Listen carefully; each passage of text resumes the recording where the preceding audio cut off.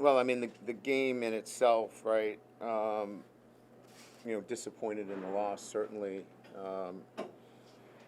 But there's a game within the game, right? I mean, I think you start with the first half where our inability to sustain anything on the offensive side of the ball put our defense on the field for over 50 plays. So at the end of the day, when you put it all together for 4 quarters, we didn't play complementary football, which you have to do in this league. You have to be able to complement your offense and defense. And we were out of sync with that. When our offense started to move the ball a little bit, our defense couldn't make a stop. In the first half, we couldn't do anything offensively. We settled for a field goal, or in one instance, we throw a pick down there. We just couldn't get this whole group playing together with the same effectiveness that you need to win games like this. So this is not about they didn't play hard. They got to play fast and free and physical, but they got to know that they have to complement each other. And we can't play this game of, well, we're going to play well defensively for a bit, then we're going to play okay on offense for a bit and go back and forth. This team has to click on all cylinders, and we're not clicking on all cylinders right now. I believe in this team. I love this group. They're really good football players, but we got to get them to complement each other on a day-to-day basis, and in terms of the game itself, not a day-to-day. They prepare very well. So those are my observations. Let's take some questions. Coach, when it comes to that complementary football, how much of that was maybe affected on the offensive side just by Garrett's health, and did he ever re-aggravate anything during the game today? Whose health? Garrett's health. No, I mean, look, Garrett Nussmeier's got to play better. Every player on offense has got to play better, and then we have to be more consistent on defense. I mean, we there's not one guy that you will put out, Koki, and go, well, that was the reason why we lost. There's many players that have to play their best when their best is needed. We weren't very good on third down, right? We've been a really good third down team. We have to be better on third down, and that's not just Garrett. That's we got to get open. Our coaches got to get our guys in a position where they can make some plays. And look, you saw it. We struggled with completing a deep ball, where they did very, very well completing the deep ball. So I don't want to go too long on the answer, but this is not a Garrett Nussmeier problem. This is an entire football team of guys doing their job at a higher level. Ron? You had no penalties in the first quarter, the third quarter, one in the fourth quarter, the second quarter was a disaster. You cut the defense. Yeah, we had 4 penalties on defense on the one drive, and they're our best players. And so,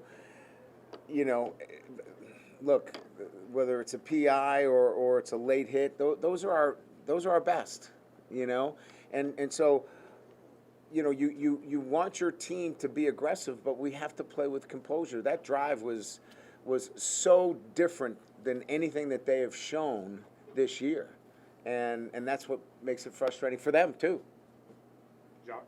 You feel like Garrett's throwing the ball with the usual velocity that Garrett throws with when he's in his prime, playing at his best? I mean, the quarterback is going to get micromanaged when you lose games. I get that, Jacques. Look, all I can tell you is, he's healthy. And, again, I think he would tell you, just like Tyree Adams would tell you, just like Chris Hilton would tell you, Barrow Sharp would tell you, we need to play better and more consistent on the offensive side of the ball. Jared? Ron, you talked about the defense needing to play at its best, but how much of this is asking them to do too much at this point? Well, I mean, clearly we held on for dear life in the first half because we put them on the field for 50 plays. But that wasn't the case in the second half. We didn't have B-gap security. The ball got outside our defense. We had some untimely penalties, and we couldn't get off the field on third down. And they weren't tired. You know what I mean? We just didn't execute at the level that we've been executing at defensively in the second half. And now we're starting to move a little bit and get some rhythm on offense, and now we're not having that same rhythm on defense, right? So Yeah, I think the question is valid for the first half, but the second half, it's, we have to play better. Brett? That Chambliss does, he can make it hard, I guess, to get off the field on third down. I mean, what did you think of the difficulty he gave you guys? I mean, the game's in the balance. It's 3rd and 14, right, at the end of the game, and we're in cover 2, and they throw a dig on us. Like, we got 5 under on that, we should eat that up, right? So he's a good football player. There's no doubt. I mean, he makes things happen. But we had them in situations on 3rd down. We let them out. We let them out when we had them backed up on that drive that we just mentioned with the 4 penalties. So he's a really good player, and I don't want to take anything away from him, but we did not help in many of these circumstances. Corey? Brian, do you feel like there was enough commitment to the run game early today? Yeah, when you're up against it, you're trying to carve it out. You're trying to do the best you can. We clearly ran it better in the second half. We had 24 plays. We had 24 plays. It's hard.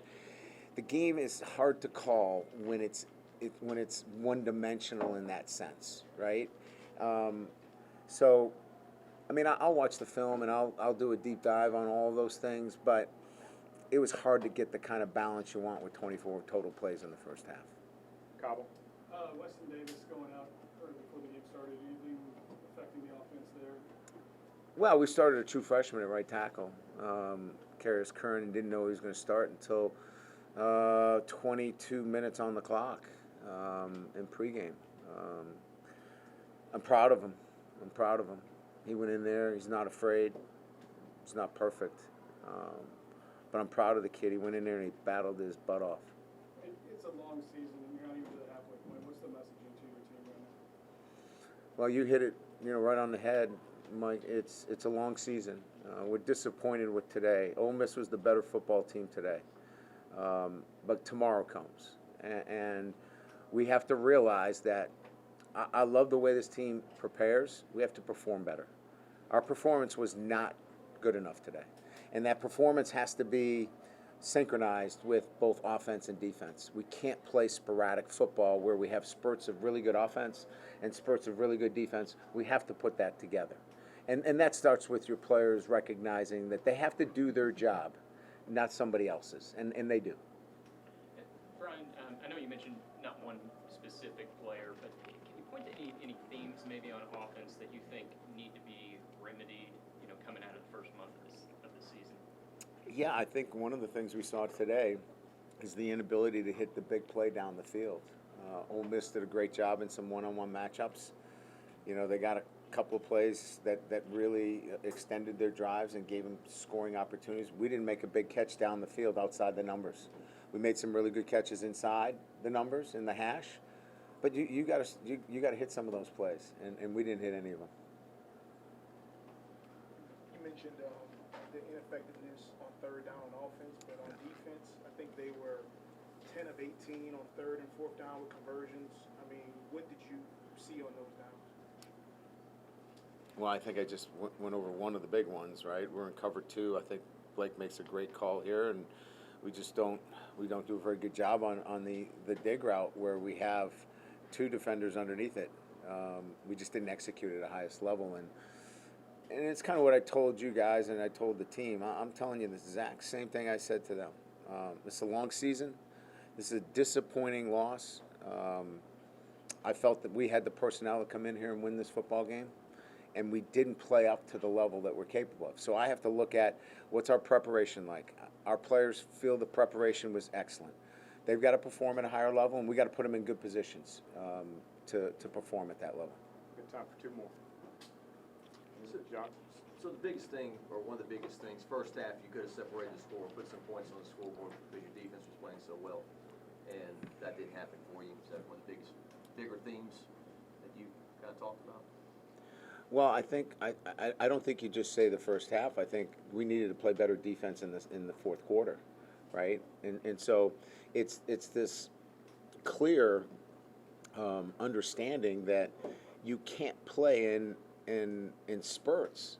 You have to play complementary football. That will get you victories on the road. We couldn't get that complementary football, especially in the second half. We know what happened in the first half, but we had a whole other half to go. And if we played really well complementary football in the second half, we got a chance to win that football game. We just couldn't do it. Koki, last one. And with going to Harlem more in the second half, what was sort of the thought process behind going to the freshman a little bit more running back? You know, I think, Koki, we've been in a rotation. I think I've said it to you, right? We're going to use them all, right? And Frank really feels like when he's got a guy that's seeing it and feels hot, he's going to keep him in the game, right? We played Caleb. Obviously, Jawan played. We played all three of them. I don't think there's anything to read into that, you know, all of a sudden he's the starting running back or, you know, he's a guy that needs to get more carries. He deserved what he got today. He earned it. But I think we were just, it was what Frank felt was the best guy at that time. Thank you, Coach. Good. Thank you. Appreciate it.